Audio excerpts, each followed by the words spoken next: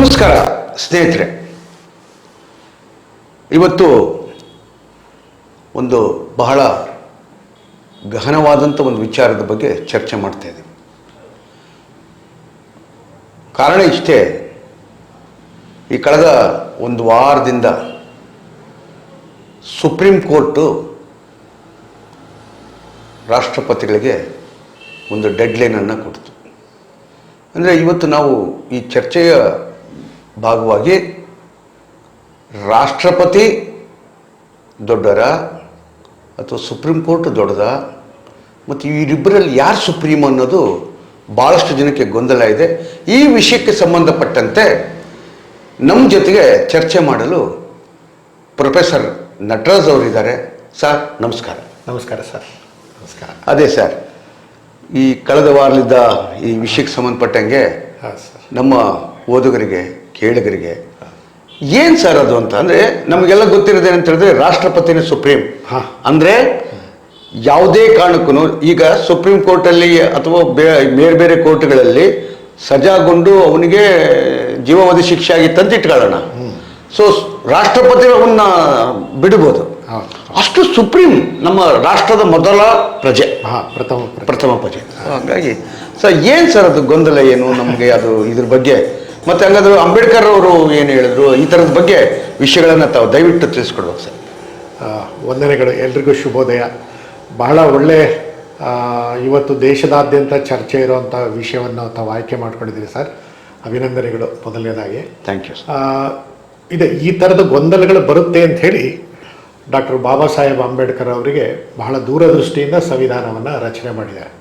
ಈಗ 2 ದಿನದ ಹಿಂದೆ ನಾವು ಅವರ ಜನ್ಮ ದಿನಾಚರಣೆಯನ್ನು ಆಚರಿಸಿದ್ವಿ. 134ನೇ ಜನ್ಮ ದಿನಾಚರಣೆಯನ್ನು ಆಚರಿಸಿದ್ವಿ.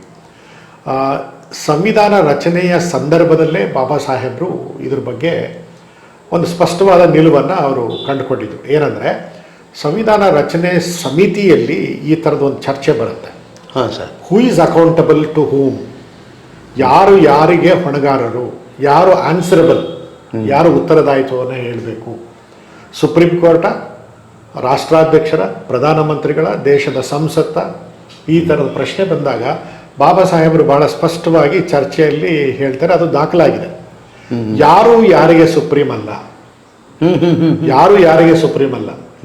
ದೇಶದ ಸಂವಿಧಾನವೇ ಎಲ್ರಿಗೂ ಪರಮೋಚ್ಚ ಅಧಿಕಾರವನ್ನು ಇಟ್ಕೊಂಡಿರ್ತಕ್ಕಂಥದ್ದು. ಸಂವಿಧಾನದ ಅಡಿಯಲ್ಲೇ ರಾಷ್ಟ್ರಾಧ್ಯಕ್ಷರು, ಪ್ರಧಾನಮಂತ್ರಿಗಳು, ಕೇಂದ್ರ ಸರ್ಕಾರ, ರಾಜ್ಯ ಸರ್ಕಾರಗಳಲ್ಲಿ ಇರ್ತಕ್ಕಂಥ ಗವರ್ನರ್ಗಳು ಮತ್ತು ಸುಪ್ರೀಂ ಕೋರ್ಟಿನ ಕೆಳಗಡೆ ಇರ್ತಕ್ಕಂಥ ಯಾವುದೇ ಹೈಕೋರ್ಟ್ಗಳು ಸಂವಿಧಾನದ ಅಡಿಯಲ್ಲೇ ಕೆಲಸ ಮಾಡಬೇಕಾಗತ್ತೆ. ಈ ಥರದ ಡಿಸ್ಪ್ಯೂಟ್ ಬಂದಾಗ, ಈಗ ತಾವು ಹೇಳಿದ್ರೆ, ರಾಷ್ಟ್ರಾಧ್ಯಕ್ಷರಿಗೆ ಒಂದು ಗಡುವನ್ನು, ರಾಷ್ಟ್ರಾಧ್ಯಕ್ಷರಿಗೆ ಒಂದು ನಿಲುವನ್ನು ಸುಪ್ರೀಂ ಕೋರ್ಟು ಸ್ಪಷ್ಟೀಕರಿಸಿ ಕೊಡ್ತು. ಅದು ಬಂದಿದ್ದಿಷ್ಟೇ. ಕೆಲವು ರಾಜ್ಯಗಳಲ್ಲಿ ಮಸೂದೆಗಳು ಪೆಂಡಿಂಗ್ ಇತ್ತು. ಅಂದರೆ ಅದನ್ನು ಹಾಗೆ ಕಾಯ್ದಿರಿಸ್ಕೊಂಡಿದ್ರು. ರಾಜ್ಯಪಾಲರು ಆಯ್ಕೆಯಾದಾಗ ರಾಜ್ಯಪಾಲರಿಗೆ ಸಂವಿಧಾನದತ್ತವಾದ ಕೆಲವು ಅಧಿಕಾರಗಳಿವೆ. ಯಾವುದೇ ಮಸೂದೆಯನ್ನು ಅವರು ಒಪ್ಪಿಕೊಂಡು ಸಹಿ ಹಾಕಿ ರಾಷ್ಟ್ರಾಧ್ಯಕ್ಷರಿಗೆ ಆ ಮಸೂದೆ ಕಾನೂನಾಗಿ ಮಾರ್ಪಾಡಾಗೋದಕ್ಕೆ ಕಳಿಸ್ಬೇಕು. ಆದರೆ ಅದನ್ನು ಸ್ವಲ್ಪ ಕಾಲ ಇಟ್ಕೊಳ್ಬಹುದು, ವಿಮರ್ಶೆ ಮಾಡಬಹುದು, ಅಥವಾ ಅದನ್ನು ಮತ್ತೆ ರಾಜ್ಯ ಸರ್ಕಾರದ ಸಚಿವ ಸಂಪುಟಕ್ಕೆ ವಾಪಸ್ ಕಳಿಸಿ ಇದ್ರ ಬಗ್ಗೆ ನನಗೆ ಸ್ಪಷ್ಟೀಕರಣ ಕೊಡಿ ಅಂತ ಕೇಳಬಹುದು ಅನ್ನೋ ಅಂಶ ಸಂವಿಧಾನದಲ್ಲಿದೆ. ರಾಜ್ಯಪಾಲರಿಗೆ ಆ ಅಧಿಕಾರ ಇದೆ. ಆದರೆ ತಾವು ಎಷ್ಟು ದಿವಸ ಇಟ್ಕೊಳ್ತೀರಿ, ಎಷ್ಟು ವರ್ಷ ಇಟ್ಕೊಳ್ತೀರಿ, ಇದು ಪ್ರಶ್ನೆ ಬಂದಿರೋದು. ಆಮೇಲೆ ನೀವು ತಿರಸ್ಕಾರ ಮಾಡಬಹುದಾ? ಒಂದು ರಾಜ್ಯ ಸರ್ಕಾರ ಉಭಯ ಸದನಗಳಲ್ಲಿ ಯುನಾನಿಮಸ್ ಆಗಿ ಪಾಸ್ ಮಾಡಿರ್ತಕ್ಕಂಥ ಒಂದು ಮಸೂದೆನ ಒಬ್ಬ ವ್ಯಕ್ತಿ ಅದನ್ನು ವಿಥೋಲ್ಡ್ ಮಾಡ್ಬೋದಾ, ಹಿಡ್ಕೊಳ್ಬಹುದು. ಸೀಮಿತವಾದ ಅಧಿಕಾರ ರಾಜ್ಯಪಾಲರಿಗೆ ಕೊಟ್ಟಿದ್ದಾರೆ. ಅವರು ಅದರ ಬಗ್ಗೆ ಏನಾದರೂ ಕ್ಲಾರಿಫಿಕೇಷನ್ ಬೇಕಿದ್ರೆ, ಸ್ಪಷ್ಟೀಕರಣ ಬೇಕಿದ್ರೆ, ಅದರಲ್ಲಿ ಏನಾದರೂ ತಪ್ಪುಗಳಿದ್ದರೆ, ಸರಿಪಡಿಸುವಂಥ ಅಂಶಗಳಿದ್ದರೆ ರಾಜ್ಯ ಸರ್ಕಾರಕ್ಕೆ ವಾಪಸ್ ಕಳಿಸಿ ಪುನಃ ಎರಡನೇ ಬಾರಿ ರಾಜ್ಯ ಸರ್ಕಾರ ಕಳಿಸಿದಾಗ ಅದನ್ನು ಒಪ್ಕೊಳ್ಳೇಬೇಕು, ರಾಷ್ಟ್ರಾಧ್ಯಕ್ಷರಿಗೆ ಸಹಿಗೆ ಕಳಿಸಲೇಬೇಕು. ಆದರೆ ಇದ್ರ ಬಗ್ಗೆ ಎಷ್ಟು ದಿನ ಅನ್ನೋದನ್ನು ಸಂವಿಧಾನದಲ್ಲಿ ಸ್ಪಷ್ಟವಾಗಿ ಬರೆದಿಲ್ಲ. ಅದಕ್ಕೆ ಸುಪ್ರೀಂ ಕೋರ್ಟು ಈ ಹಂತದಲ್ಲಿ ಇದನ್ನು ಸುಪ್ರೀಂ ಕೋರ್ಟ್ನಲ್ಲಿ ಉದಾಹರಣೆಗೆ ತಮಿಳುನಾಡು ಸರ್ಕಾರ ಈಗ ಇದನ್ನು ಈ ಪ್ರಶ್ನೆ ಎತ್ಕೊಂಡಾಗ ಸುಪ್ರೀಂ ಕೋರ್ಟು ಸ್ಪಷ್ಟೀಕರಣ ಕೊಟ್ಟಿದೆ. ಸುಪ್ರೀಂ ಕೋರ್ಟ್ ಇದಕ್ಕೆ ಸ್ಪಷ್ಟೀಕರಣ ಕೊಡಬಹುದಾ? ಹಾಗಾದ್ರೆ ಸುಪ್ರೀಂ ಕೋರ್ಟೇ ದೊಡ್ಡದಾ? ಇಲ್ಲ. ಸುಪ್ರೀಂ ಕೋರ್ಟ್ ಕೂಡ ತನಗೆ ಕೊಟ್ಟಿರ್ತಕ್ಕಂಥ ಸೀಮಿತ ಅಧಿಕಾರದಲ್ಲಿ ಮಾತ್ರ ಮಧ್ಯಪ್ರವೇಶ ಮಾಡಬಹುದು. ಉದಾಹರಣೆಗೆ, ಒಂದು ಸರ್ಕಾರದ ಮಸೂದೆಗಳು ಕಾಯ್ದೆ ಆಗುವ ಸಂದರ್ಭದಲ್ಲಿ ಇರ್ತಕ್ಕಂಥ ಅಡಚಣೆಗಳನ್ನು ನ್ಯಾಯೋಚಿತವಾಗಿದ್ದರೆ ಸುಪ್ರೀಂ ಕೋರ್ಟ್ ಮಧ್ಯಪ್ರವೇಶ ಮಾಡಲ್ಲ. ಆದರೆ ಚುನಾಯಿತ ಸರ್ಕಾರ ಒಂದು ಬಹುಸಂಖ್ಯಾತ ವಿಧಾನಸಭೆ ವಿಧಾನ ಪರಿಷತ್ತಿನ ಸದಸ್ಯರು ಪಾಸ್ ಮಾಡಿರ್ತಕ್ಕಂಥ ಮಸೂದೆಯನ್ನು ತಡೆ ಹಿಡಿಯೋದಕ್ಕೆ ಕಾರಣ ಏನು ಅಂತ ಕೇಳಿದಾಗ ಸ್ಪಷ್ಟವಾದ ಕಾರಣಗಳಿಲ್ಲದೆ ಹೋದರೆ ಸುಪ್ರೀಂ ಕೋರ್ಟ್ ಇಷ್ಟು ದಿನದೊಳಗಾಗಿ ನೀನು ಇದನ್ನು ಕಳಿಸ್ಕೊಡ್ಲೇಬೇಕು. ಮತ್ತು ಅವರು ವಾಪಸ್ ನಿಮಗೆ ಕಳಿಸಿದಾಗ ಎರಡನೇ ಬಾರಿ ಅಂತೂ ನೀವು ಇಟ್ಕೊಳ್ಳೋ ಹಾಗೇ ಇಲ್ಲ, ಕಳಿಸ್ಲೇಬೇಕು. ಸೊ ಒಬ್ಬ ರಾಜ್ಯಪಾಲರು ರಾಜ್ಯದಲ್ಲಿ ನಾಮಿನಲ್ ಹೆಡ್. ನಾಮಿನಲ್ ಹೆಡ್ ಅಂದರೆ ಅವ್ರು ಕೇವಲ ಒಂದು ಸಂವಿಧಾನ ಕೊಟ್ಟಿರ್ತಕ್ಕಂಥ ಪೀಠವನ್ನು ಅಲಂಕರಿಸಿರ್ತಕ್ಕಂಥವ್ರು. ರಿಯಲ್ ಎಕ್ಸಿಕ್ಯೂಟಿವ್ ಅಲ್ಲ, ಅವರು ನಾಮಿನಲ್ ಎಕ್ಸಿಕ್ಯೂಟಿವ್. ಹಾಗಾದರೆ ರಿಯಲ್ ಎಕ್ಸಿಕ್ಯೂಟಿವ್ ಯಾರು?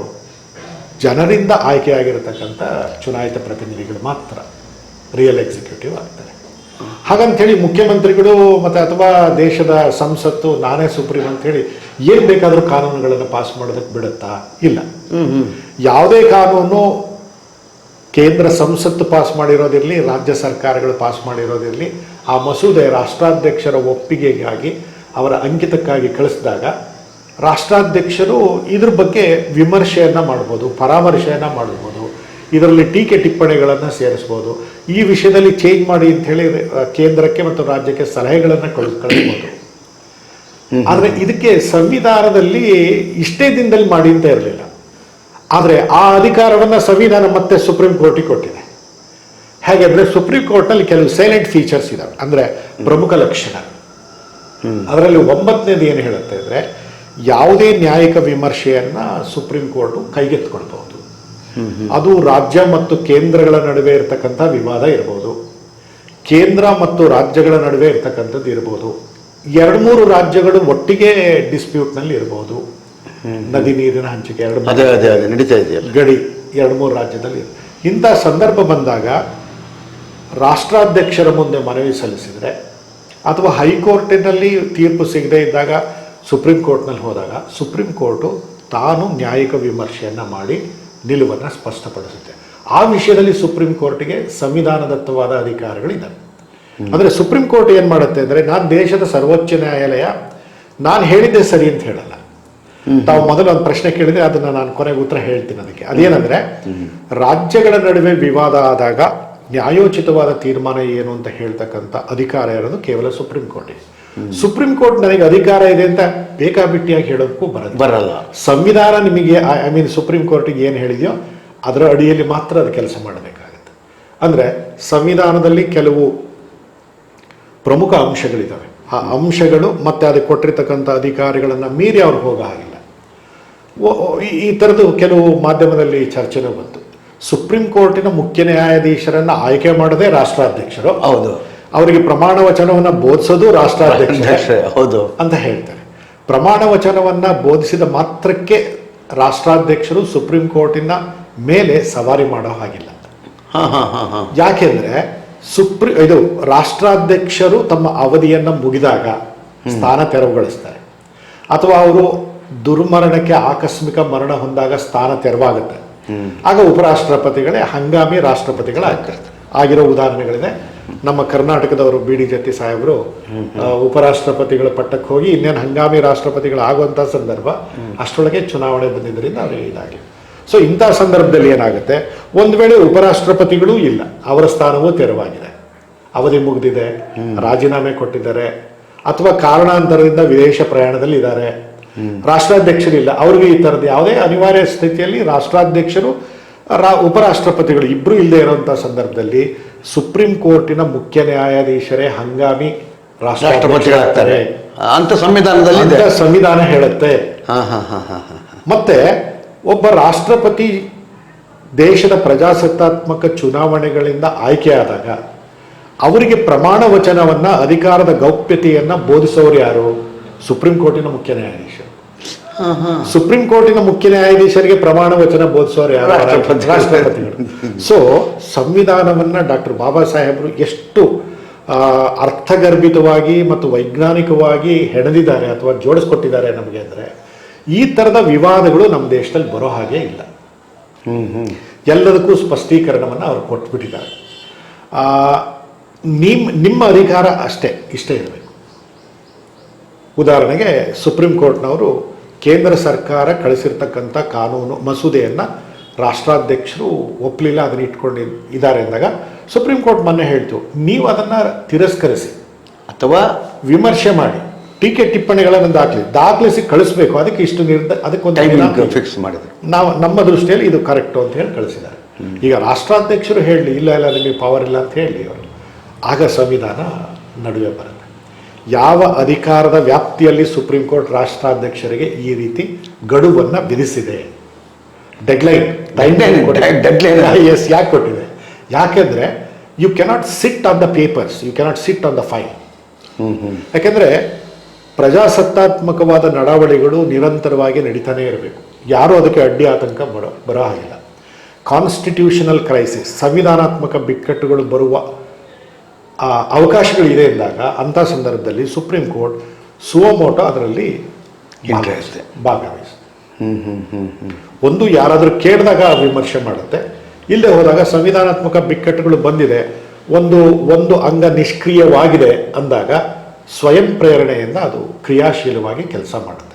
ಇದನ್ನು ಕೆಲವರು ಟೀಕೆ ಮಾಡಿದ್ದಾರೆ. ಉದಾಹರಣೆಗೆ ತಮಿಳುನಾಡಿನ ವಿಧಾನಸಭೆಯ ಸ್ಪೀಕರ್ ಒಂದು ಸಾರಿ ಟೀಕೆ ಮಾಡಿದರು, ಪಾಂಡಿಯನ್ ಅಂತ ಹೇಳಿ, ಡಾಕ್ಟರ್ ಪಾಂಡಿಯನ್ ಅಂತ.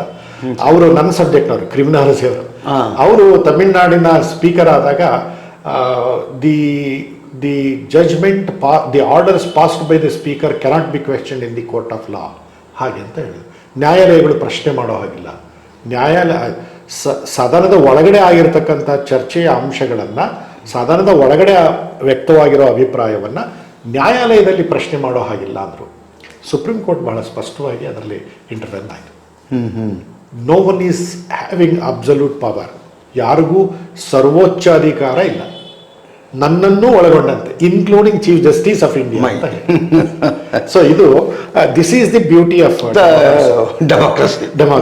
ಮತ್ತೆ ನಮ್ಮ ಸಂವಿಧಾನದಲ್ಲಿ ಇರ್ತಕ್ಕಂಥ ಬಹಳ ಬಹಳ ಅತ್ಯಂತ ಸುಂದರವಾದ ಸಾಲುಗಳು ಅಂದರೆ, ನೀವು ಯಾರೂ ಒಬ್ರಿಗಿಂತ ಒಬ್ಬರ ಮೇಲಲ್ಲ, ಎಲ್ಲರೂ ನಿಮಗೆ ಕೊಟ್ಟಿರುವ ಅಧಿಕಾರವನ್ನು ಅಂತರ್ಗತವಾಗಿ ನಿಮ್ಮ ಇತಿಮಿತಿಯಲ್ಲೇ ಚಲಾಯಿಸ್ತಾ ದೇಶದ ಹಿತ ಮತ್ತು ಸಂವಿಧಾನ ರಕ್ಷಣೆ ಮಾತ್ರ ನಿಮ್ಮ ಕೆಲಸ ಆಗಬೇಕು, ಅದರ ಆಚೆಗೆ ಯಾರು ಹೋಗ್ಕೂಡ್ದು ಅಂತ ಹೇಳುತ್ತೆ.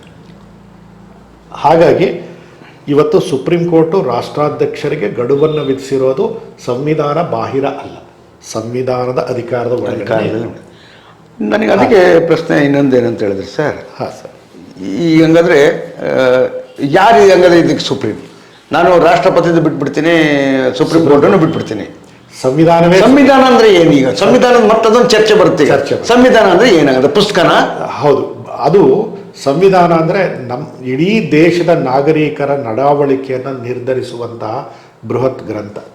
ನಾವೆಲ್ಲರೂ, ನೀವು ಸುಪ್ರೀಂ ಕೋರ್ಟ್ನಲ್ಲಿರಿ, ರಾಷ್ಟ್ರಾಧ್ಯಕ್ಷರಾಗಿರಿ, ರಾಜ್ಯಪಾಲರಾಗಿರಿ, ರಾಜ್ಯದ ಮುಖ್ಯಮಂತ್ರಿಗಳಾಗಿರಲಿ, ಪ್ರಧಾನಮಂತ್ರಿಗಳಾಗಿರಲಿ, ಉದಾಹರಣೆಗೆ ಸಂಸತ್ತು ನನಗೆ ಅಬ್ಸಲ್ಯೂಟ್ ಪವರ್ ಇದೆ ಅಂಥೇಳಿ ಯಾವುದಾದ್ರೂ ಒಂದು ಮಸೂದೆಯನ್ನು ಪಾಸ್ ಮಾಡಿ ರಾಷ್ಟ್ರಪತಿಗಳಿಂದ ಅಂಕಿತವನ್ನು ಪಡೆದು ಕಾನೂನಾಗಿ ಮಾಡಿದ್ಮೇಲೆ ಅದನ್ನು ರದ್ದುಪಡಿಸುವ ಅಧಿಕಾರ ಸುಪ್ರೀಂ ಕೋರ್ಟಿಗಿದೆ. ಇದೆಯಾ? ಇದೆ. ಆ ಥರದ್ದು ಏನಾದರೂ ಉದಾಹರಣೆಗಳು ನೋಡಿ. ಟಾಡಾ ಆ್ಯಕ್ಟ್ ಬಂತು ಇಂದಿರಾ ಗಾಂಧಿ ಅವರು ಆ ಟೈಮಲ್ಲಿ. ಟಾಡಾ ಆ್ಯಕ್ಟ್ ಬಂದಾಗ ದೇಶದಲ್ಲಿರ್ತಕ್ಕಂಥ ಒಂದು ಸಮುದಾಯದ ಎಲ್ಲ ಸಂಸತ್ ಸದಸ್ಯರು ಇಂದಿರಾ ಗಾಂಧಿ ಅವ್ರನ್ನ ಕೇಳ್ಕೊಂಡ್ರು, ಈ ಕಾನೂನು ನೀವು ರದ್ದು ಮಾಡಬೇಕು. ಒಂದೇ ಸಮುದಾಯದ ಜನಾಂಗದವರು ಹೆಚ್ಚು ಅರೆಸ್ಟ್ ಆಗಿದ್ದಾರೆ, ಒಂದೇ ಸಮುದಾಯದವರು. ದೇಶದ ಕಾರಾಗೃಹಗಳಲ್ಲಿರ್ತಕ್ಕಂಥ 2.5 ಲಕ್ಷ ಆರೋಪಿಗಳಲ್ಲಿ ಹೆಚ್ಚು ಕಡಿಮೆ 1 ಲಕ್ಷ ಒಂದೇ ಸಮುದಾಯದವರು ಇದ್ದಾರೆ. ಇದು ಸರಿಯಲ್ಲ, ಜಾತಿಯನ್ನ ಧರ್ಮವನ್ನ ಟಾರ್ಗೆಟ್ ಮಾಡಿದೆ, ಈ ಕಾನೂನು ಸರಿಯಲ್ಲ, ತೆಗಿರಿ ಅಂತ ಹೋಯ್ತು. ಇದನ್ನ ಸುಪ್ರೀಂ ಕೋರ್ಟ್ನಲ್ಲಿ ಆಗಲೇ ಚರ್ಚೆ ಬಂದಾಗ ಕಾನೂನು ಸರಿ ಇದೆ ಅಂತ ಸುಪ್ರೀಂ ಕೋರ್ಟ್ ಹೇಳ್ತು. ಅದಾದಮೇಲೆ ಸಂಸತ್ತಿಗೆ ಪವರ್ ಇದೆ. ತಾನು ಮಾಡಿರೋ ಕಾನೂನಲ್ಲಿ ಸುಪ್ರೀಂ ಕೋರ್ಟು ಇದು ಅನ್ಕಾನ್ಸ್ಟಿಟ್ಯೂಷನಲ್ ಅಂತ ಹೇಳಿದಾಗ ತಾನಾಗಿ ರದ್ದಾಗೋಗುತ್ತೆ. ಸುಪ್ರೀಂ ಕೋರ್ಟು ಆ ಪ್ರಶ್ನೆನೇ ಬಂದಿರಲಿಲ್ಲ. ಅಷ್ಟರೊಳಗೆ ದೇಶದ ಸಂಸತ್ತು ಏನು ಮಾಡ್ತು, ಕಾನೂನನ್ನು ವಿಡ್ರಾ ಮಾಡಿ ಮತ್ತೆ ಹೊಸ ಕಾನೂನನ್ನು ತಂತು. ಅದು ಆ ಸರ್ಕಾರ ಹೋದ ನಂತರ ಅದು ಪೋಟಾ ಆಗಿ ಬಂತು. ಟಾಡಾ ಹೋಗಿ ಪೋಟೋ ಬಂದಾಗ ಈ ಕಾನೂನನ್ನ ಜಾರಿ ತರುವಾಗ ಆಗ ಲಾಲ್ ಕೃಷ್ಣ ಅಡ್ವಾಣಿ ಅವರು ಕೇಂದ್ರ ಗೃಹ ಸಚಿವರು ಉಪ ಪ್ರಧಾನಿಗಳು ಆಗಿದ್ರು. ಅವರು ತಂದಾಗ ದೇಶದ ಸಂಸತ್ತಿನ ಅಧಿವೇಶನ ಇರಲಿಲ್ಲ. ಈ ಪೋಟೋ ಆ್ಯಕ್ಟನ್ನು ಸುಪ್ರೀಂ ಕೋರ್ಟಲ್ಲಿ ಚರ್ಚೆ ಮಾಡಿದರು. ಸುಪ್ರೀಂ ಕೋರ್ಟ್ ಹೇಳ್ತು ರಾಷ್ಟ್ರಾಧ್ಯಕ್ಷರಿಗೆ ಅಧಿಕಾರ ಇದೆ, ಸುಗ್ರೀವಾಜ್ಞೆ ಮೂಲಕ ಒಂದು ಕಾನೂನನ್ನು ಅವರು ಜಾರಿಗೆ ತರಬಹುದು ಕೇಂದ್ರ ಸರ್ಕಾರ. ಆದರೆ ಸದನ ಸೇರುವ ಸಂದರ್ಭದಲ್ಲಿ ಇದನ್ನು ನೀವು ಅನುಮೋದನೆ ತಗೊಳ್ಬೇಕು. ಇಲ್ಲದೆ ಹೋದರೆ ಕಾನೂನಿನ ಬೆಂಬಲ ಇರೋದಿಲ್ಲ, ಆ ಮಸೂದೆ ತಾನಾಗಿ ರದ್ದಾಗತ್ತೆ. ಸೊ ಸುಗ್ರೀವಾಜ್ಞೆ ತಾತ್ಕಾಲಿಕ, ಅಂದರೆ ರಾಷ್ಟ್ರಾಧ್ಯಕ್ಷರು ಹೊರಡಿಸ್ತಕ್ಕಂಥ ಆಜ್ಞೆಗಳಿಗೂ ಕೂಡ ಅದಕ್ಕೂ ಟೈಮಿಂಗ್ಸ್ ಇದೆ, ಬೈಂಡಿಂಗ್ ಇದೆ. ಎಸ್, ಸಂವಿಧಾನ ಹೇಳಿದೆ ಅದನ್ನ. ಸಂವಿಧಾನವೇ ಹೇಳಿಬಿಟ್ಟಿದೆ ರಾಷ್ಟ್ರಾಧ್ಯಕ್ಷರಿಗೆ ಇರೋ ವಿಶೇಷ ಅಧಿಕಾರ ಏನಂದ್ರೆ ಈ ತರ ನಾನು ಸುಗ್ರೀವಾಜ್ಞೆಗಳನ್ನು ಆರ್ಡಿನೆನ್ಸ್ ಹೊರಡಿಸ್ಬೋದು, ಅಧ್ಯಾದೇಶ ಅಂತ ಕರೀತಾರೆ ಅದಕ್ಕೆ. ನನಗೆ ಭಾಳ ಇನ್ನೊಂದು ಪ್ರಶ್ನೆ ನೀವು ಹೇಳ್ತಿದ್ದು ನೋಡೋದು ಚರ್ಚೆ ಬಂದಿದ್ದೇನಂತ ಹೇಳಿದ್ರೆ ನನಗೀಗ. ಹಾಂ ಸರ್. ಈಗ ನೋಡಿ, ಈಗ ಇದರಲ್ಲಿ ಲೋಕಸಭೆಯೊಳಗೆ ಮತ್ತು ಲೋಕಸಭೆ ಮತ್ತು ಇದರೊಳಗೆಲ್ಲ ಫುಲ್ ಮೆಜಾರಿಟಿ ಇದೆ. ಅವ್ರು ಏನು ಬೇಕಾದ್ರೂ ಮಾಡ್ಬೋದು ತಾನೆ? ಮಾಡಬಹುದು ಅಂತ ಅವ್ರು ಅನ್ಕೊಂಡಿದ್ದಾರೆ. ನಾವೆಲ್ಲ ಅಂದ್ಕೊಂಡಿದ್ದೇನಂತ ಹೇಳಿದ್ರೆ ಯಾವುದೇ ಒಂದು ಇದನ್ನ ಎಲ್ಲಿ ಲೋಕಸಭೆಯೊಳಗೆ ತೀರ್ಮಾನ ಆದ್ರೆ ಮೆಜಾರಿಟಿ ಇರುವಂತ ಒಂದು ಪಕ್ಷ ತೀರ್ಮಾನ ಮಾಡಿದ್ರೆ ಅದು ಪಾಸ್ ಆಗುತ್ತೆ ಅಂತ. ಪಾಸ್ ಆಗುತ್ತೆ. ಮಸೂದೆಗಳನ್ನ ನೀವು ಪಾಸ್ ಮಾಡಬಹುದು. Bill can be passed. ಆದ್ರೆ ರಾಷ್ಟ್ರಾಧ್ಯಕ್ಷರು ಅದನ್ನ ಅಂಕಿತ ಕೊಡುವಾಗ ಮುದ್ರೆ ಒತ್ತೋದಕ್ಕಿಂತ ಮೊದಲು ಪರಾಮರ್ಶೆ ಮಾಡ್ತಾರೆ. ಸುಪ್ರೀಂ ಕೋರ್ಟಿನ ನ್ಯಾಯಾಧೀಶರನ್ನೇ ಸಲಹೆ ಪಡಿಬೋದು, ಅಟಾರ್ನಿ ಜನರಲ್ಗಳ ಸಲಹೆಯನ್ನು ಪಡಿಬೋದು. ಇದಕ್ಕೋಸ್ಕರ ವಿಶೇಷವಾಗಿ ಸಂವಿಧಾನ ತಜ್ಞರ ಒಂದು ಸಮಿತಿಯನ್ನು ಆಯ್ಕೆ ಮಾಡಿಕೊಂಡು ಅದರ ಮೇಲೆ ವಿಮರ್ಶೆ ಮಾಡ್ಬೋದು. ಹಾಗಿದ್ದಾಗ ಅಲ್ಲಿಗೆ ರಾಷ್ಟ್ರಾಧ್ಯಕ್ಷರು ಇದಕ್ಕೆ ಒಪ್ಪಿತ ಕೊಟ್ಟರು, ಮುದ್ರೆ ಒತ್ತಿದ್ರು. ಈ ಕಾನೂನನ್ನು ಪ್ರಶ್ನೆ ಮಾಡಿ ಕೆಲವರು ನ್ಯಾಯಾಲಯಕ್ಕೆ ಹೋಗ್ತಾರೆ. ಈ ಉದಾಹರಣೆಗೆ ದೇಶದ ಮುಂದೆ ಇರತಕ್ಕಂಥದ್ದು ಅದೇ ಒಂದು ಸವಾಲು ಬಂದಿದೆ. ಈ ವಕ್ಫ್ ಬಿಲ್ಲನ್ನು ನೀವು ತಗೊಳ್ಳಿ. ಇದು ಕೇವಲ ಒಂದು ಸಮುದಾಯವನ್ನೇ ಇದನ್ನ ಗುರಿ ಮಾಡಿಕೊಂಡು ಮಾಡಿದ್ದಾರೆ. ದೇಶದಲ್ಲಿ ಸಂಸತ್ನಲ್ಲಿ ಪಾಸ್ ಆಯಿತು, ರಾಜ್ಯಸಭೆಯಲ್ಲೂ ಪಾಸ್ ಆಯಿತು, ರಾಷ್ಟ್ರಪತಿಗಳು ಅಂಕಿತ ಹಾಕಿದ್ರು, ಅದು ಕಾಯ್ದೆ ಫೋರ್ಸಿಗೆ ಬಂದು ಆಯಿತು. ಈಗ ಅದ್ರ ವಿರುದ್ಧ ಸುಪ್ರೀಂ ಕೋರ್ಟಲ್ಲಿ ಹಲವಾರು ಚಾಲೆಂಜ್ ಮಾಡಿ ಕೇಸಸ್ಗಳು ಹಾಕಿದ್ದಾರೆ. ಎಲ್ಲ ಪಕ್ಷದವರು ಹಾಕಿದ್ದಾರೆ. ಆಡಳಿತ ಪಕ್ಷ ಬಂದು ಬಿಟ್ರೆ ಆಡಳಿತ ಪಕ್ಷ ಮತ್ತು ಅದಕ್ಕೆ ಸಪೋರ್ಟ್ ಉಳಿದವರೆಲ್ಲ ಕೇಳಿದ್ದಾರೆ. ಸೊ ನಾನು ಹೇಳೋದೇನೆಂದ್ರೆ, ದೇಶದ ಸಂಸತ್ತು ತನಗಿರೋ ಪರಮೋಚ್ಚ ಅಧಿಕಾರದಿಂದ ಒಂದು ಮಸೂದೆಯನ್ನ ಕಾನೂನಾಗಿ ಪರಿವರ್ತಿಸಬಹುದು. ರಾಷ್ಟ್ರಾಧ್ಯಕ್ಷರು ಒಪ್ಪಿಗೆ ಕೊಡ್ಬೋದು. ಆದರೆ ಯಾವುದೇ ಕಾನೂನು ಸುಪ್ರೀಂ ಕೋರ್ಟಿನ ಪರಾಮರ್ಶೆಗೆ ಒಳಪಡದೇ ಇರತಕ್ಕಂತಹ ಕಾನೂನುಗಳು ಇಲ್ಲ. ಯಾವುದೇ ಕಾನೂನನ್ನ ಸುಪ್ರೀಂ ಕೋರ್ಟ್ ಪ್ರಶ್ನೆ ಮಾಡಬಹುದು. ಸುಪ್ರೀಂ ಕೋರ್ಟ್ನಲ್ಲಿ ಪ್ರಶ್ನೆ ಮಾಡಲಾರದಂತಹ ಕಾನೂನನ್ನು ಪಾಸ್ ಮಾಡಬೇಕಾದ್ರೆ ತಮಿಳುನಾಡು ಗವರ್ಮೆಂಟ್ ಹಿಂದೆ ರಿಸರ್ವೇಷನ್ ಪಾಲಿಸಿನಲ್ಲಿ ಮಾಡಿದ್ದಂಥದ್ದು ಆಗಬೇಕು. ಶೆಡ್ಯೂಲ್ಸ್ ಇದಾವೆ ಸಂವಿಧಾನದಲ್ಲಿ. ಶೆಡ್ಯೂಲ್ಸ್ ಅಂದ್ರೆ ಅನುಸೂಚಿಗಳು. ಆ ಶೆಡ್ಯೂಲ್ನಲ್ಲಿ 9th ಶೆಡ್ಯೂಲ್ನಲ್ಲಿ ಇದನ್ನ ತಂದು ಬಿಟ್ರೆ ಅದನ್ನ ನೀವು ಸುಪ್ರೀಂ ಕೋರ್ಟಿಗೆ ತಗೊಂಡು ಹೋಗೋ ಹಾಗಿಲ್ಲ. ಉದಾಹರಣೆಗೆ ಮೀಸಲಾತಿ ವಿಷಯ. ಆದರೆ ಅಲ್ಲಿ ಇನ್ನೂ ಒಂದು ಇದಿದೆ. 9th ಶೆಡ್ಯೂಲ್ನಲ್ಲಿ ಬಂದ ಮಾತ್ರಕ್ಕೆ ನ್ಯಾಯಾಲಯ ಪರಾಮರ್ಶೆ ಮಾಡಬಾರ್ದು, ಇದನ್ನು ವಿಮರ್ಶೆ ಮಾಡಬಾರ್ದು ಅಂತ ಇಲ್ಲ. ಇಫ್ ಇಟ್ ಈಸ್ ಅನ್ಕಾನ್ಸ್ಟಿಟ್ಯೂಷನಲ್, ಆಗ ಏನ್ ಮಾಡುತ್ತೆ chief justice of India minimum 5 ಜನ ಅಥವಾ ಅದಕ್ಕಿಂತ ಹೆಚ್ಚಿನ ನ್ಯಾಯಾಧೀಶರನ್ನು ಒಳಗೊಂಡಂತೆ ಸಂವಿಧಾನ ಪೀಠವನ್ನು ಮಾಡಿ, ಸುಪ್ರೀಂ ಕೋರ್ಟ್ ಪೀಠ ಅಲ್ಲ, ಸಂವಿಧಾನ ಪೀಠ ಕಾನ್ಸ್ಟಿಟ್ಯೂಷನಲ್ ಬೆಂಚ್ ಆಗುತ್ತೆ. ಬಿಕಾಸ್ ಕಾನ್ಸ್ಟಿಟ್ಯೂಷನಲ್ ಇದು ಬಂದಿದೆ, ಅದರಲ್ಲಿ ಇಶ್ಯೂಸ್ ಇದಾವೆ, ಏನೋ ಸವಾಲುಗಳು ಬಂದಿದ್ದಾವೆ. ಇದನ್ನು ಪಾಸ್ ಮಾಡಿದ್ರೆ ದೇಶದಲ್ಲಿ ಕಾನ್ಸ್ಟಿಟ್ಯೂಷನಲ್ ಕ್ರೈಸಿಸ್ ಆಗ್ಬೋದು ಅಂತೇಳಿ ಅರ್ಜಿದಾರರು ಮೇಲ್ಮನವಿಯನ್ನ ಸುಪ್ರೀಂ ಕೋರ್ಟ್ನಲ್ಲಿ ಸಲ್ಲಿಸಿದ್ದಾರೆ. ಅದು ಒರಿಜಿನಲ್ ಸೂಟ್ನಲ್ಲಾಗಲಿ, ಮೂಲ ವ್ಯಾಜ್ಯ ಆಗಲಿ ಅಥವಾ ಮೇಲ್ಮನವಿ ಆಗಲಿ, ಯಾವುದಾದ್ರೂ ಆಗಲಿ ಸುಪ್ರೀಂ ಕೋರ್ಟ್ ಕೈಗೆತ್ಕೊಂಡಾಗ ಚೀಫ್ ಜಸ್ಟಿಸ್ ಆಫ್ ಇಂಡಿಯಾ ತಕ್ಷಣವೇ ತನ್ನ ಹಿರಿಯ ಸಹೋದ್ಯೋಗಿಗಳನ್ನು ಕರೆದು ಈ ಥರದೊಂದು ಬಂದಿದೆ, ಇದರಲ್ಲಿ ಈ ಥರ ಇದೆ, ಏನು ಮಾಡಬಹುದು, ಸರಿ ಒಂದು ಪೀಠ ರಚಿಸೋಣ. ಈ ವಿಷಯದಲ್ಲಿ ಯಾರು ಕಾನ್ಸ್ಟಿಟ್ಯೂಷನಲ್ಲಿ ಈ ವಿಷಯದಲ್ಲಿ ಯಾರು ತಜ್ಞರಿದ್ದಾರೆ ಅಂಥವ್ರನ್ನ ಒಳಗೊಂಡಂತೆ ಒಂದು ಪೀಠವನ್ನು ರಚನೆ ಮಾಡುತ್ತೆ. ಆಗ ದೇಶದ ಸಂಸತ್ತು ಮೆಜಾರಿಟಿಯಿಂದ ಪಾಸ್ ಮಾಡಿರೋ ಕಾನೂನುಗಳು ಕೂಡ ರದ್ದಾಗುವ ಚಾನ್ಸಸ್ ಇದೆ. ಯಾಕೆ ಹೇಳ್ತಿದ್ದೀನಿ? ಯಾಕೆಂದ್ರೆ ಒಂದು ರಾಜ್ಯದ ಹಿತಾಸಕ್ತಿ, ಒಂದು ಸಮುದಾಯದ ಹಿತಾಸಕ್ತಿ, ಅದನ್ನು ಕಾಪಾಡಬೇಕಾಗಿರ್ತಕ್ಕಂಥದ್ದು ಸುಪ್ರೀಂ ಕೋರ್ಟಿಗೆ ಪವರ್ ಕೊಟ್ಟಿದ್ದಾರೆ. ಪವರ್ ಯಾಕೆಂದ್ರೆ ಸಂವಿಧಾನ ಹೇಳುತ್ತೆ ಒಂದು ಕಾನೂನಿನಿಂದ ದೇಶದ ಬಹುಸಂಖ್ಯಾತರಿಗೆ ಅದು ಅನುಕೂಲ ಆಗಿದೆ, ಇನ್ಯಾರಿಗೋ ತೊಂದರೆ ಆಗುತ್ತೆ ಅಂದರೆ ಯಾವ ರೀತಿ ತೊಂದರೆ ಆಗುತ್ತೆ? ಆ ತೊಂದರೆ ಕಾನ್ಸ್ಟಿಟ್ಯೂಷನಲ್ ರೈಟ್ಸಿಗೆ ಏನಾದರೂ ತೊಂದರೆ ಆಗುತ್ತಾ? ಸಂವಿಧಾನದತ್ತ ನೀಡಿರತಕ್ಕಂಥ ಹಕ್ಕುಗಳಿಗೆ ಏನಾದರೂ ಬಾಧ್ಯತೆ ಉಂಟಾಗುತ್ತಾ? ಅಂಥ ಸಂದರ್ಭದಲ್ಲಿ ಸುಪ್ರೀಂ ಕೋರ್ಟು ಇಂಟರ್ವೆನ್ಷನ್ ಆಗಬಹುದು. ಆಗಿದೆ. ಉದಾಹರಣೆಗಳು ಸಾಕಷ್ಟಿದ್ದಾವೆ. ಅಂಥದ್ದು ಯಾವ್ದು ಸರ್? ಈ ಉದಾಹರಣೆಗೆ ನದಿ ವ್ಯಾಜ್ಯ ತಗೊಳ್ಳಿ. ಈಗ ಕಾವೇರಿ ಇದೆ. ಕರ್ನಾಟಕದಲ್ಲಿ ಸುಮಾರು 4-5 ನದಿಗಳು, ಕೃಷ್ಣ, ಕಾವೇರಿ, ಇವೆಲ್ಲ ನಮ್ದ್ರಿ, ನಾವು ಇದಕ್ಕೆ ಅಣೆಕಟ್ಟು ಕಟ್ಟಿದ್ದೀವಿ, ನಮ್ಮ ರಾಜ್ಯದಲ್ಲಿ ಮುಳುಗಡೆ ಆಗಿದೆ, ನಾವೇ ನೀರು ಉಪಯೋಗಿಸಂಗಿಲ್ಲ ಅಂದ್ರೆ ಹೆಂಗೆ? ಹಂಗಲ್ಲ. ಈ ನೀರು ನಿಸರ್ಗದತ್ತವಾಗಿ ಎಲ್ಲಿ ಹುಟ್ಟುತ್ತೆ ಅನ್ನೋದು ಮಾತ್ರ ಮುಖ್ಯ ಅಲ್ಲ, ಯಾವ್ಯಾವ ಪಾತ್ರಗಳಲ್ಲಿ ಅದು ಚಲಿಸುತ್ತೆ ಅನ್ನೋದು. ಸೊ ಕೆಳಗಡೆ ಅಂದ್ರೆ ತಗ್ಗಿರೋ ರಾಜ್ಯಗಳಿಗೆ ಅದ್ರ ಮೇಲೆ ನಿಸರ್ಗದತ್ತವಾದ ಹಕ್ಕುಗಳಿದ್ದಾವೆ, ನ್ಯಾಚುರಲ್ ರೈಟ್ಸ್ ಬರುತ್ತೆ ಅವರಿಗೆ. ಆ ನ್ಯಾಚುರಲ್ ರೈಟ್ಸನ್ನು ಯಾರೂ ಅದನ್ನು ತಡೆಯಗೊಡ್ಡ ಹಾಗಿಲ್ಲ. ನಿಮ್ಮಲ್ಲಿ ನದಿ ಹುಟ್ಟಿದೆ, ನೀವೇ ಅಣೆಕಟ್ಟು ಕಟ್ಸ್ಕೊಂಡಿದ್ದೀರಾ, ನಿಮ್ಮಲ್ಲೇ ಭೂಮಿ ಸಾಕಷ್ಟು ಮುಳುಗಡೆ ಆಗಿದೆ, ಒಪ್ಕೊಳ್ತೀರಿ, ಅದಕ್ಕೆ ಇಷ್ಟು ನೀರನ್ನು ನೀವು ಇಟ್ಕೊಳ್ಳಿ, ಉಳಿದಿದ್ದ ನೀರು ಬಿಟ್ಕೊಳ್ಳಿ. ಅದಕ್ಕೋಸ್ಕರನೇ ಅಂತಾರಾಜ್ಯ ಗಡಿ ವಿವಾದಗಳು, ಅಂತಾರಾಜ್ಯ ನದಿ ವಿವಾದಗಳನ್ನು ವಿಚಾರಣೆ ಮಾಡೋದಕ್ಕೆ ಸುಪ್ರೀಂ ಕೋರ್ಟೇ ಆಯ್ಕೆ ಮಾಡ್ಕೊಂಡಿರ್ತಕ್ಕಂಥ ಒಂದು ಟ್ರಿಬ್ಯುನಲ್ ಇದೆ. ಆ ಟ್ರಿಬ್ಯುನಲ್ ಹೋಗಿ ಅವರು ಇದನ್ನ ತೀರ್ಮಾನ ಕೊಡ್ತಾರೆ. ಅದು ಒಪ್ಪಿಗೆ ಆಗದೆ ಇದ್ರೆ ನೀವು ಬನ್ನಿ, ಆಮೇಲೆ ಬೇಕಾದ್ರೆ ಕೋರ್ಟಿಗೆ ಆಗ್ಬೋದು, supreme court. Because tribunal is not final. Tribunal is not final. ಎಷ್ಟೊತ್ತಿದ್ರು ಇದು ಸುಪ್ರೀಂ ಕೋರ್ಟೇ ಕೊನೆಗೆ ಪರಾಮರ್ಶೆ ಮಾಡಬೇಕು. ಸುಪ್ರೀಂ ಕೋರ್ಟ್ ಮಾಡುವಾಗಲೂ ಏನು ಹೇಳುತ್ತೆ? ಸಂವಿಧಾನ ಹೇಳಿದೆಯಲ್ಲ, ಸಂವಿಧಾನದಲ್ಲಿ ಏನಿದೆ? ಪ್ರಾದೇಶಿಕ ಅಸಮತೋಲನವನ್ನು ನಿವಾರಣೆ ಮಾಡೋದಕ್ಕೆ ಯಾವುದೇ ರಾಜ್ಯ ಸರ್ಕಾರಗಳು, ಕೇಂದ್ರ ಸರ್ಕಾರಗಳು ಕ್ರಮ ತಗೊಳ್ಬೋದು ಅಂತಿದೆ. ಪ್ರಾದೇಶಿಕ ಅಸಮತೋಲನ ಅಂದ್ರೆ ಏನು? Regional imbalances.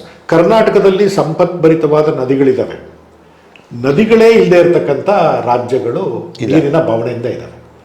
ಸಂಪನ್ಮೂಲಗಳು ಯಾವುದೇ ಗಡಿ ಪ್ರದೇಶದಲ್ಲಿದ್ದರೂ ಇನ್ನೊಬ್ಬರಿಗೆ ಹಂಚೆ ಎಲ್ಲರೂ ಅನುಭವಿಸಬೇಕು, ಇದು ನಿಸರ್ಗ ಹೇಳುವಂಥದ್ದು. ಆದ್ದರಿಂದ ನದಿ ವಿವಾದಗಳಿರಲಿ, ಭಾಷಾ ವಿವಾದಗಳಿರಲಿ, ಗಡಿ ವಿವಾದಗಳಿರಲಿ. ಈಗ ನೋಡಿ, ಮಣಿಪುರದಲ್ಲಿ ಬಹಳ ದೊಡ್ಡ ಗಲಾಟೆ ನಡೀತಾ ಇದೆ, ಬಹಳಷ್ಟು ಜನ ತೀರೋ ಸತ್ತು. ಯಾರು ಕೂಡ ಸುಪ್ರೀಂ ಕೋರ್ಟಿಗೆ ಅಪೀಲ್ ಮಾಡಿಲ್ಲ. ಸುಪ್ರೀಂ ಕೋರ್ಟ್ ಸ್ವಪ್ರೇರಣೆಯಿಂದ ಒಂದು ವಿಷಯವನ್ನ ಕೈಗೆತ್ತಿಕೊಳ್ತು. ಎರಡು ಜನಾಂಗದ ನಡುವೆ ಇಷ್ಟೊಂದು ಹಿಂಸಾತ್ಮಕ ಕೃತ್ಯಗಳು ಮತ್ತು ಅಮಾಯಕರ ಬಲಿ ಆಗ್ತಾ ಇದೆ, ನೀವೇನು ಮಾಡ್ತಿದ್ದೀರಾ? ಯಾಕಿದ್ರ ಬಗ್ಗೆ ನನಗೊಂದು ಸ್ಟೇಟಸ್ ರಿಪೋರ್ಟ್ ಕೊಡಿ ಅಂತ ಕೇಳ್ಬೋದು. ನೀವ್ಯಾರ್ರಿ? ಅಲ್ಲೊಂದು ನಮ್ಮ ರಾಜ್ಯ ಇದೆ, ನಾನು ಅಲ್ಲೊಬ್ಬ ಗವರ್ನರ್ನ ಇಟ್ಟಿದ್ದೀನಿ, ನಾವಿಲ್ಲಿ ಪ್ರಧಾನಮಂತ್ರಿ ಇದ್ದೀವಿ, ಗೃಹ ಮಂತ್ರಿ ಇದ್ದೀವಿ, ನಮ್ಮಲ್ಲಿ ಡಿಫೆನ್ಸ್ ಮಿನಿಸ್ಟರ್. ಸರಿ, ನೀವೆಲ್ಲ ಇದ್ದು ಅಲ್ಲಿ ಏನಾಗ್ತಾ ಇದೆ? ಸುಪ್ರೀಂ ಕೋರ್ಟ್ ಕೇಳ್ಬೋದು. ಅದು ಅಂದ್ರೆ ಯಾವುದೇ ಒಬ್ಬ ಸಾಮಾನ್ಯ ಪ್ರಜೆಯೂ ಕೇಳಬಹುದು, ಬಟ್ ಕಾನೂನು ಮೂಲಕ ಕೇಳೋದು ಬೇರೆ, ಮಾಮೂಲು ಪ್ರಶ್ನೆ ಮಾಡೋದು ಬೇರೆ. ಇತಿಹಾಸ, ಸಂವಿಧಾನ ಅದಕ್ಕೆ ಅಧಿಕಾರವನ್ನು ಕೊಟ್ಟಿದ್ದಾರೆ. ಅದೇ ನಿಮಗೇನ್ರಿ ಪ್ರಶ್ನೆ? ನಿಮಗೆ ಸುಪ್ರೀಂ ಕೋರ್ಟ್ ಅಂದ್ರೆ ಯಾವ್ದಾದ್ರು ಹೈಕೋರ್ಟ್ನಲ್ಲಿ ರಿಜೆಕ್ಟ್ ಆಗಿರೋ ಕೇಸ್ ಅಪೀಲ್ ಹಾಕಿದ ಮಾತ್ರ ಕೇಳಿ, ಆ ಥರ ಇಲ್ಲ. ಅದೇ ಅದೇ ಅದೇ ಅದೇ ಇದು ಬಹಳ ಜನಕ್ಕೆ ಗೊಂದಲ ಇತ್ತು. ಇದು ಬಹಳ ಅದಕ್ಕೆ ಸುಮಾರು 10 ಅಧಿಕಾರಗಳನ್ನ ಸಂವಿಧಾನ ಕೊಟ್ಟಿದೆ ಸುಪ್ರೀಂ ಕೋರ್ಟಿಗೆ. ಒಂದು, ಯಾರಾದರೂ ಬಾಧಿತ ಅಥವಾ ಸಂತ್ರಸ್ತರು ಹೈಕೋರ್ಟನ್ನು ದಾಟಿ ಸುಪ್ರೀಂ ಕೋರ್ಟಿಗೆ ಬಂದಾಗ ಮೇಲ್ಮನವಿ ಪ್ರಾಧಿಕಾರ ಅಂತ ಬರುತ್ತೆ, ಅಪೆಲೇಟ್ ಕೋರ್ಟ್ ಆಗಿ ಅದು ಕೆಲಸ ಮಾಡುತ್ತೆ. ಕಾರ್ಯಾಂಗ ಮತ್ತು ಶಾಸಕಾಂಗ ನಿಷ್ಕ್ರಿಯಗೊಂಡು ಕೆಲವು ಸಮುದಾಯ ಅಲ್ಲಿ ಅನ್ಯಾಯವನ್ನ ಮತ್ತು ಅವಮಾನವನ್ನ ಅನುಭವಿಸ್ತಾ ಇದ್ದಾರೆ, ಹಿಂಸೆಗೊಳಗಾಗಿದ್ದಾರೆ. ಸ್ವಪ್ರೇರಣೆಯಿಂದ ಸುಪ್ರೀಂ ಕೋರ್ಟು ಅಲ್ಲಿ ಮಧ್ಯೆ ಪ್ರವೇಶ ಮಾಡಬಹುದು. ನನಗೆ ಪವರ್ ನಿಮಗೆ ಬಿಟ್ಟಿದ್ವಿ, ನೀವೇನು ಮಾಡಿದಿರಿ? ಒಂದು ಸಣ್ಣ ಉದಾಹರಣೆ ಹೇಳ್ತೀನಿ. ಸೊ ತಮಿಳ್ನಾಡಿನಲ್ಲಿ ಚೆನ್ನೈನ ಹೊರವಲಯದಲ್ಲಿ ಒಂದು ದೊಡ್ಡ ಗುಡಿಸಲಿಗೆ ಬೆಂಕಿ ಹಚ್ಚಿತು. ಅದು ಆಶ್ರಮ, ನಾವು ಬೆಗರ್ಸ್ ಹೋಮ್ ಅಂತ ಭಿಕ್ಷುಕರೆಲ್ಲ ತಗೊಂಡು, ಆ್ಯಕ್ಚುಲಿ ಅದು ಗೌರ್ಮೆಂಟ್ ಶೆಲ್ಟರ್ ಹೋಮ್ ಅಂತ, ಸರ್ಕಾರದ ನಿರಾಶ್ರಿತರ ಶಿಬಿರ. ಅಲ್ಲಿ ಏನಾಗಿದೆ, ಆ ಭಿಕ್ಷುಕರಿಗೆ ಒಂದು ಕಾಂಪೌಂಡ್ ಮಾಡಿ ಅವ್ರನ್ನೆಲ್ಲ ಅಲ್ಲಿಟ್ಟು ಅವರಿಗೆ ಊಟ ವಸತಿ ಎಲ್ಲ ಕೊಟ್ಟು ಚೆನ್ನಾಗಿ ನೋಡ್ಕೊಳ್ತಾ ಇದ್ದಾರೆ. ಆದರೆ ಅವರಿಗೆ ಒಂದು ಹ್ಯಾಬಿಟ್, ಸ್ವಲ್ಪ ಸಡ್ಲ ಬಿಟ್ಟರು ಹೋಗಿ ಭಿಕ್ಷಕ್ಕೆ ಹೋಗ್ಬಿಡೋದು. ಅವ್ರಿಗೆ ಊಟ ತಿಂಡಿ ವಸತಿ ಮುಖ್ಯ ಅಲ್ಲ, ಒಟ್ಟು ಹೊರಗಡೆ ಸುಮ್ಮನೆ ಬೀದಿ ಸುತ್ತ ಎಷ್ಟು ಅಂತ ಕರ್ಕೊಂಬಂದು ಹಿಡಿದಾಕ್ತಾರೆ. ಅಲ್ಲಿರೋರಿಗೆ ಬೇಸತ್ತು ಬಿಡ್ತಾರೆ ಸೆಕ್ಯೂರಿಟಿಯಲ್ಲಿ. ಇವರು ಸಾಯಂಕಾಲ ತಪ್ಪಿಸ್ಕೋಬಾರದು ಅಂತ ಏನ್ ಮಾಡ್ತಾರೆ, ಸಾಯಂಕಾಲ ಎಲ್ರಿಗೂ ಚೈನ್ ಹಾಕಿ ಸೆಂಟರ್ಗೆ ಒಂದು ಕಂಬಕ್ಕೆ ಕಟ್ ಹಾಕ್ಬಿಡ್ತಾರೆ. ನೀವು ನೈಟ್ ಸಾಯಂಕಾಲದಿಂದ ಬೆಳಗಿನ ತನಕ ಆಚೆ ಬರ್ಕೊಡುದು. ಆದರೆ ದುರ್ಘಟನೆ ಸಂಭವಿಸ್ಬಿಡುತ್ತೆ, ಅಲ್ಲಿ ಬೆಂಕಿ ಹತ್ಕೊಂಡ್ಬಿಡುತ್ತೆ ಬೇಸಿಗೆ ಸಮಯದಲ್ಲಿ. ಮೇಲೆ ಅವರಿಗೆ ಬಿಸಿಲಾಗಬಾರ್ದು, ಜಾಸ್ತಿ ಉಷ್ಣಾಂಶ ಆಗಬಾರ್ದು ಅಂತ ತೆಂಗಿನಗರೆ ಸೊಪ್ಪು ಸೆದೆಗಳನ್ನು ಹಾಕಿರ್ತಾರೆ. ಅದಕ್ಕೆ ಬೆಂಕಿ ಹತ್ತಿದಾಗ ಒಳಗಡೆ ಬೆಂಕಿ ಹತ್ಬಿಡುತ್ತೆ. 91 ಜನ ಅಲ್ಲಿ ಸುಟ್ಟು ಬರ್ಂಟ್ ಅಲೈ ಸಜೀವ ದಹನ ಆಗೋಗುತ್ತೆ. ಎಲ್ಲರೂ ಪೊಲೀಸ್ನವರು, ಆಡಳಿತ, ಸರ್ಕಾರಗಳು ಎಲ್ಲ ಅದನ್ನು ಮುಚ್ಚಾಕೋಕೆ ಪ್ರಯತ್ನ ಮಾಡ್ತಾ ಇದ್ದಾರೆ. ಎಲ್ಲೋ ಮಾಧ್ಯಮದ ಕಣ್ಣಿಗೆ ಬಿದ್ದು ಅದು ಮಾಧ್ಯಮದಲ್ಲಿ ಪ್ರಕಟ ಆಗಿಬಿಡುತ್ತೆ. 2 ದಿನ 3 ದಿನ ಆದರೂ ಯಾರು ಏನೋ ಅದ್ರ ಬಗ್ಗೆ ಚಕಾರ ಎತ್ತಲ್ಲ. ಸುಪ್ರೀಂ ಕೋರ್ಟ್ ತಕ್ಷಣವೇ ರಾಷ್ಟ್ರೀಯ ಮಾನವ ಹಕ್ಕುಗಳ ಆಯೋಗದ ಸದಸ್ಯರನ್ನು ಕರೆದು ನೀವು ಹೋಗಿ ಏನಾಗಿದೆ ನೋಡ್ಕೊಂಡು ನನಗೆ ಸ್ಟೇಟಸ್ ರಿಪೋರ್ಟ್ ಕೊಡಿ. ಮತ್ತು ಸುಪ್ರೀಂ ಕೋರ್ಟು ತಕ್ಷಣವೇ ತಮಿಳುನಾಡು ಸರ್ಕಾರವನ್ನು, ಆಡಳಿತವನ್ನು, ಕಾರ್ಯಾಂಗವನ್ನು, ರಾಜ್ಯಪಾಲರನ್ನು ಕೂಡ ಕೇಳಿಬಿಡುತ್ತೆ, ಏನು ಮಾಡ್ತಿದ್ದೀರಾ ನೀವು? ಸೊ ಸುಪ್ರೀಂ ಕೋರ್ಟ್ ಸೈಲೆಂಟಾಗಿ ಕೂತ್ಕೊಳ್ಳೋದೇ ಇಲ್ಲ. ದೇಶದ ಯಾವುದೇ ಮೂಲೆಯಲ್ಲಿ ಏನೇ ಅಹಿತಕರ ಘಟನೆಗಳು ಸಂಭವಿಸಿದ್ರು, ಕಾನೂನಾತ್ಮಕ ಸಮಸ್ಯೆಗಳು ಎಲ್ಲೇ ಬಂದರು, ಅದು ಅಪರಾಧಿಕ ಪ್ರಕರಣಗಳಿಂದಾಗಿರ್ತಕ್ಕಂಥ ಕಾನೂನಾಗಲಿ, ಸಿವಿಲ್ ವ್ಯಾಜ್ಯಗಳಾಗಿರಲಿ, ಎರಡರಲ್ಲೂ ಕೂಡ ಮಧ್ಯಪ್ರವೇಶಿಸಿ ನ್ಯಾಯೋಚಿತವಾದ ತೀರ್ಮಾನ ಕೊಡುವ ಸಂಪೂರ್ಣ ಅಧಿಕಾರ ಸುಪ್ರೀಂ ಕೋರ್ಟಿಗಿದೆ. ಹಾಗಾಗಿ ನೋಡಿ, ಯಾರೂ ದೊಡ್ಡವರಲ್ಲ. ಹಾಗಂತೇಳಿ ಸುಪ್ರೀಂ ಕೋರ್ಟ್ ತನಗೆ ಇಷ್ಟವಾದಂತೆ ಮಾಡಲ್ಲ. ಹಿಂದೆ ಸುಪ್ರೀಂ ಕೋರ್ಟ್ನಲ್ಲಿ ಕೊಟ್ಟಿರ್ತಕ್ಕಂಥ ತೀರ್ಮಾನಗಳು ಆಗಿನ ಕಾಲಕ್ಕೆ ಆ ಸಮಯದಲ್ಲಿ ಮಾತ್ರ ಸತ್ಯ ಇರ್ಬೋದು, ಮುಂದೊಂದು ದಿನ ಅದು ಅಪ್ರಸ್ತುತವಾಗ್ಬೋದು. ಸುಪ್ರೀಂ ಕೋರ್ಟ್ ಆ ಆರ್ಡರ್ನ ಮತ್ತೆ ವಾಪಸ್ ತಗೊಳುತ್ತೆ. ನಾನು ಈ ಪ್ರಕರಣದಲ್ಲಿ ಹೀಗೆ ತೀರ್ಪು ಕೊಟ್ಟಿದ್ದೆ, ಈಗ ನನಗೆ ಅನ್ನಿಸ್ತಾ ಇದೆ, ಹೊಸದಾಗಿ ಎವಿಡೆನ್ಸ್ಗಳು ನೋಡಿದಾಗ, ಸಾಕ್ಷಿ ಸುಳಿವುಗಳು ನೋಡಿದಾಗ ನನ್ನ ತೀರ್ಪನ್ನು ನಾನು ತಿದ್ದಿಕೊಳ್ಳುವ ಸಮಯ ಬಂದಿದೆ ಅಂತ ಅದನ್ನು ವಿಡ್ರಾ ಮಾಡಿ ತಿದ್ದುಕೊಳ್ಳುತ್ತೆ, ತನ್ನ ತೀರ್ಪನ್ನು ವಿಡ್ರಾ ಮಾಡ್ಕೊಳ್ಳುತ್ತೆ. ಅಂದರೆ ಇಷ್ಟೊಂದು ಫ್ಲೆಕ್ಸಿಬಿಲಿಟಿ ಇದೆ ಅಂತ, ಸ್ಥಿತಿಸ್ಥಾಪಕತ್ವ ಇದೆ ಸುಪ್ರೀಂ ಕೋರ್ಟಲ್ಲಿ. ಅದು ನಮ್ಮ ಸಂವಿಧಾನ ಅವರಿಗೆ ಕೊಟ್ಟಿರ್ತಕ್ಕಂಥ ಎಲ್ಲ ರೀತಿಯ ಅಧಿಕಾರಗಳು. ಸೊ ಸುಪ್ರೀಂ ಕೋರ್ಟು ರಾಷ್ಟ್ರಾಧ್ಯಕ್ಷರಿಗಿಂತನೂ ದೊಡ್ಡವರಲ್ಲ, ರಾಷ್ಟ್ರಾಧ್ಯಕ್ಷರು ಸುಪ್ರೀಂ ಕೋರ್ಟ್ಗಿಂತ ದೊಡ್ಡವರಲ್ಲ, ಇವರಿಬ್ಬರಿಗಿಂತ ದೊಡ್ಡವರು ಕೇಂದ್ರ ಸರ್ಕಾರವೂ ಅಲ್ಲ ಅಥವಾ ರಾಜ್ಯ ಸರ್ಕಾರವೂ ಅಲ್ಲ. ಎಲ್ಲರೂ ಅವರಿಗೆ ಸಂವಿಧಾನ ಕೊಟ್ಟಿರ್ತಕ್ಕಂಥ ಅಧಿಕಾರದ ವ್ಯಾಪ್ತಿಯಲ್ಲೇ ಅವರ ಅಧಿಕಾರವನ್ನು ಚಲಾಯಿಸೋದು. ಯಾಕೆಂತ ಹೇಳಿದ್ರೆ ನಾನು ಚುನಾಯಿತ ಪ್ರತಿನಿಧಿ, ನಾನೇ ಸುಪ್ರೀಂ, 145 ಕೋಟಿಯ ಪ್ರತಿನಿಧಿ ಅಂತ ಯಾರೋ ಅನ್ಕೊಳ್ಳೋ ಆಗಿಲ್ಲ. ಅದೇ ನಾನ್ ಸುಪ್ರೀಂ ಅಂತ ಹೇಳ್ತಾರೆ, ನಾನ್ ಮಾಡಿದ್ದೆ ಶಾಸನ, ನಾನು ಮಾಡಿದ್ದೆ ಇದು ಅಂತ ಹೇಳಿರ್ತಾರೆ. ಅಂದ್ರೆ ನೀವು ಹೇಳ್ತಿರೋದು ನೋಡಿದ್ರೆ ಯಾರು ಅಲ್ಲ, ಎಲ್ಲರ ಮೇಲೂ ಕಣ್ಣಿದೆ. ಅವ್ರ ಮೇಲೆ ನಮ್ಮ ಕಣ್ಣು, ನಮ್ಮ ಮೇಲೆ ಅವ್ರ ಕಣ್ಣು, ಅವ್ರವ್ರ ತರನೇ ಇತ್ತೆ. ಇದನ್ನ ಬಾಬಾ ಸಾಹೇಬರು ಬಹಳ ಸ್ಪಷ್ಟವಾಗಿ ಅವರ ಸಂವಿಧಾನ ರಚನಾ ಸಭೆಯಲ್ಲಿ ಕರಡು ಮಸೂದೆ ಮಂಡಿಸ್ತಾರಲ್ಲ, ಅಲ್ಲಿ ಇದನ್ನು ಹೇಳಿದ್ದಾರೆ. ಬಹಳ ಜನ ಕೇಳ್ತಾರೆ, ಅದರಲ್ಲಿ ಸಂಸತ್ ಸದಸ್ಯರು ಕೇಳ್ತಾರೆ, ದೇಶದ ಕಾನೂನು ಮಾಡೋರು ನಾವು, ಈ ಸಂಸತ್, ಈ ನೀವು ಬರೆದಿರ್ತಕ್ಕಂಥ ಸಂವಿಧಾನವನ್ನು ಒಪ್ಕೊಳ್ಳೋರು ನಾವು,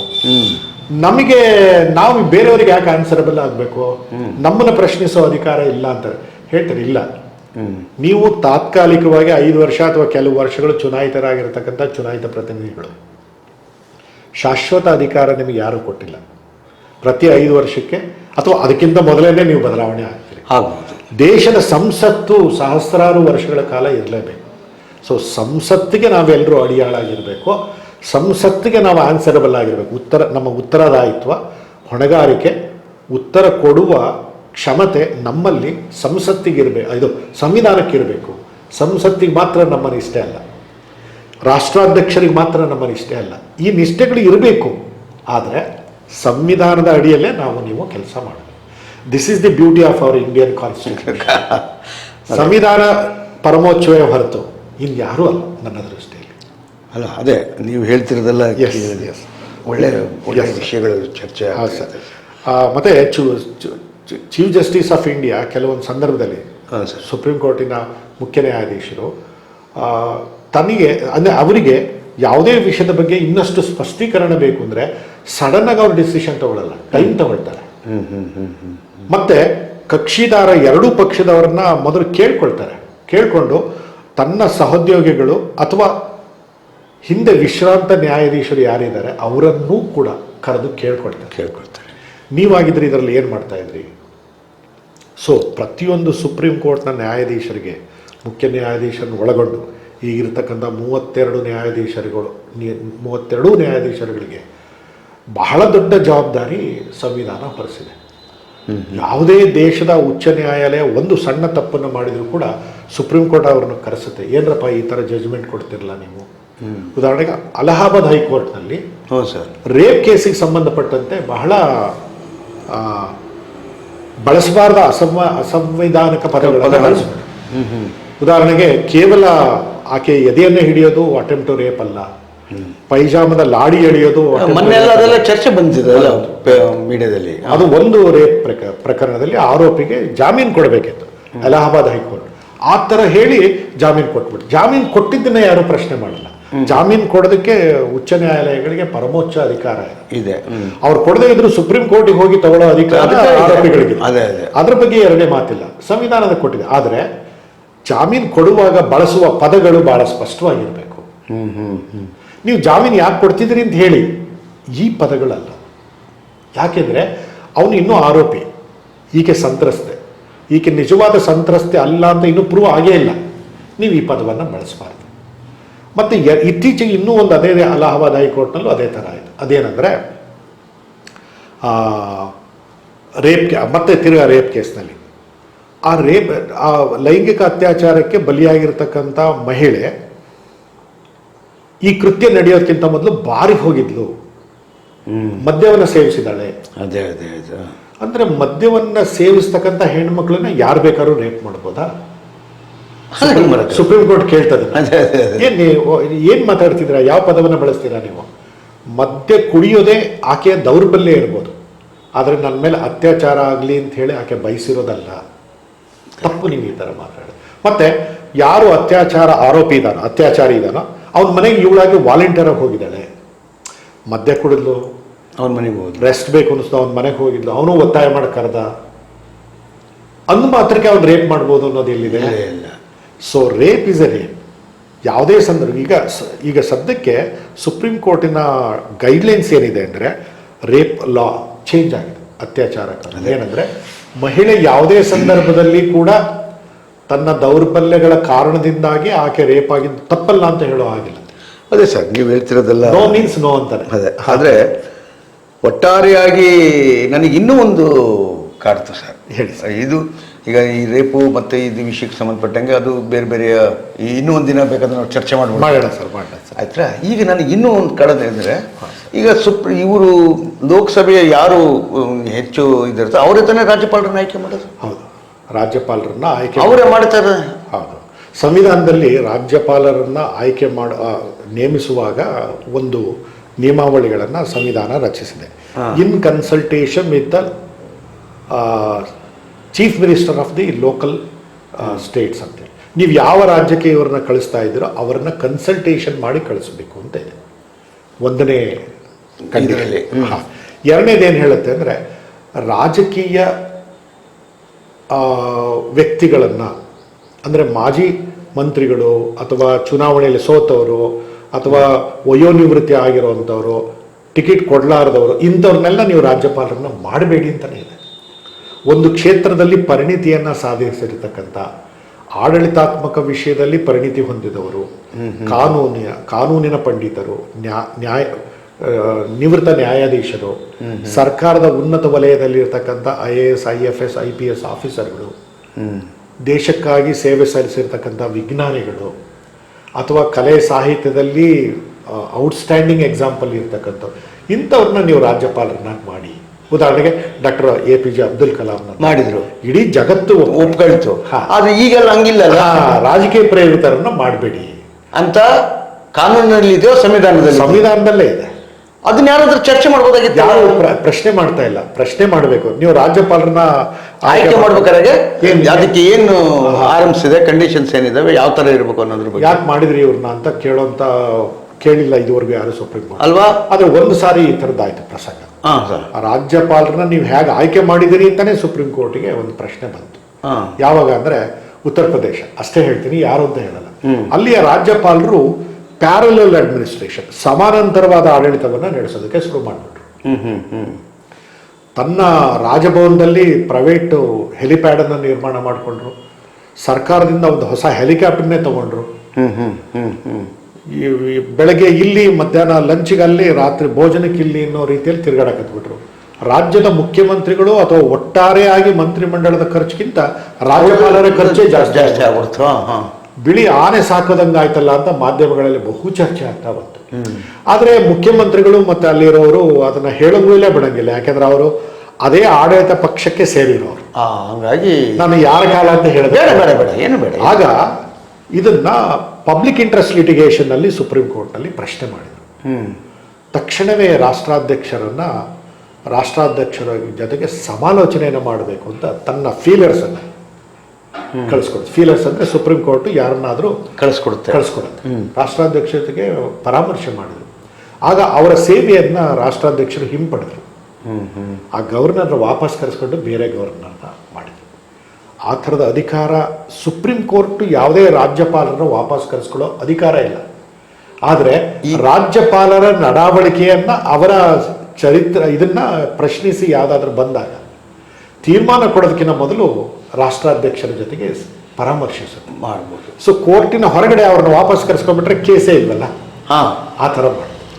ಅಂದರೆ ಸ್ನೇಹಿತರೆ, ಸರ್ ಹೇಳ್ತಿರೋದು ನೋಡಿದರೆ ಯಾರಿಗೂ ಸುಪ್ರೀಂ ಅಲ್ಲ ಒಂದು.